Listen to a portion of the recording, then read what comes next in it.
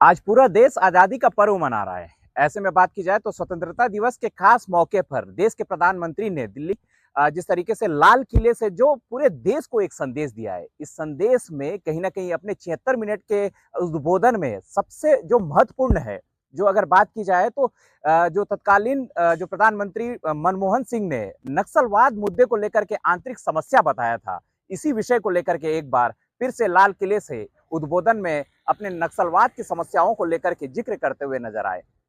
उससे पहले देखिएगा कि उद्बोधन में प्रधानमंत्री नरेंद्र मोदी जी ने क्या कुछ कहा अपने 76 मिनट के भाषण में, और जिसमें उद्बोधन में सबसे पहले माओवाद को लेकर के जिस तरीके से जो जिक्र किया है उसे सुनिएगा।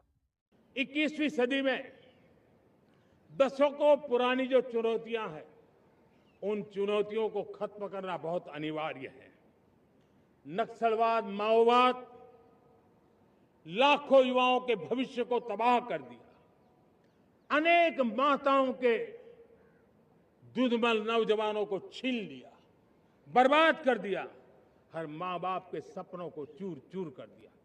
इस नक्सलवाद ने चार दशक तक हिंदुस्तान के बहुत बड़े हिस्से को, बहुत बड़ी आबादी को दबोच करके रखा था, बंदूक के नोक पर दबोच करके रखा था, संविधान की धज्जियां उड़ा दी थी और देश के सामान्य नागरिकों की रक्षा में 3,500 से ज्यादा हमारी पुलिस के, सुरक्षा बल के जवान शहीद हो गए। युद्ध के अंदर जितने सैनिक मरते हैं, उससे ज्यादा हमारे पुलिस जवानों को जान की बाजी लगानी पड़ी ताकि देश के सामान्य मानवी को सुरक्षा मिले।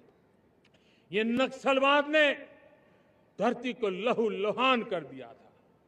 2014 में आपने जब हमें मौका दिया, उसी दिन हमने संकल्प लिया था कि हम देश को नक्सलवाद से मुक्त करेंगे। और आज मुझे खुशी है कि नक्सली माओवादी हिंसा आखिरी सांस भी शायद रहने की अब तो ताकत नहीं रही है। पूरी तरह उसे खत्म करने की दिशा में जहां पर कभी नक्सलवादियों की गोलियां चलती थी, जहां पर कभी धरती रक्त रंजित रहा करती थी, आज उसी नक्सल क्षेत्रों में, उसी इलाकों में नक्सल मुक्त होने के कारण विकास, विश्वास और प्रयास का तिरंगा लहरा रहा है।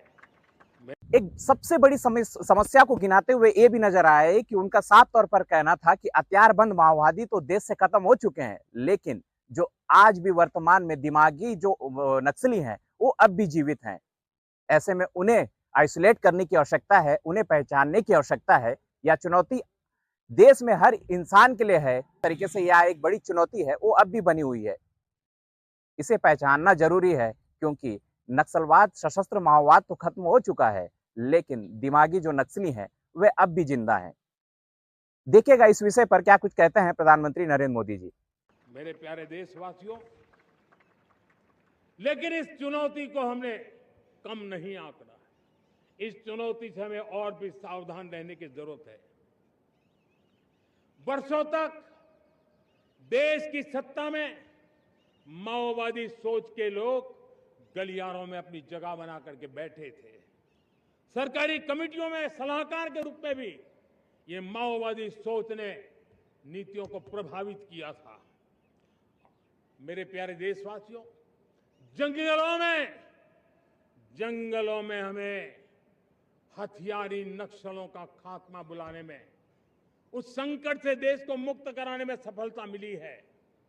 लेकिन हथियारी नक्सल तो गए, लेकिन दिमागी नक्सल, ये दिमागी नक्सल मौके की तलाश में है, हिंसा, अराजकता के वो रास्ते खोज रहे हैं, समाज को गलत राह पर घसीटने के लिए भांति भांति के दांव कर रहे हैं।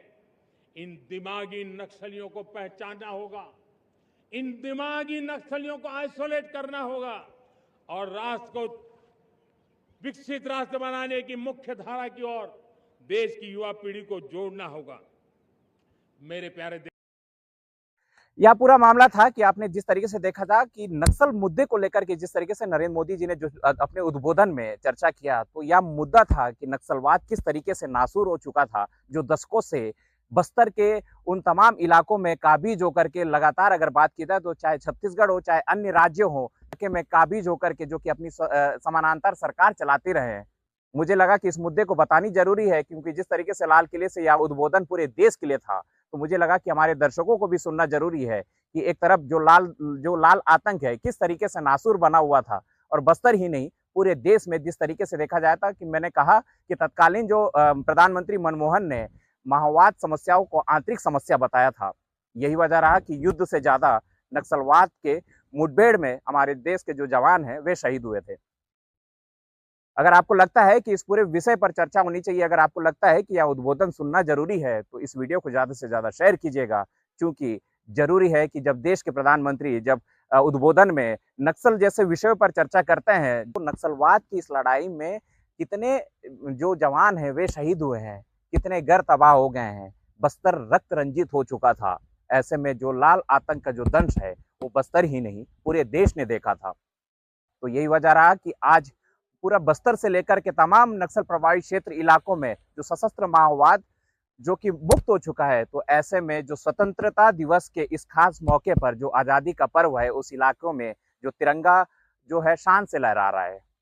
यह संभव तब हो पाया कि जिस तरीके से जो जवानों ने जो बहादुरी के साथ उस इलाके में लोहा मनवाया है, जो नक्सल मोर्चे पर जिस तरीके से सुरक्षा बलों को सफलता मिली है, यही वजह है कि आज क्योंकि अब सशस्त्र माओवाद मुक्त हो चुका है, बशर्ते जो दिमागी नक्सली हैं, उसे आइसोलेट करने की ज़रूरत है। धन्यवाद।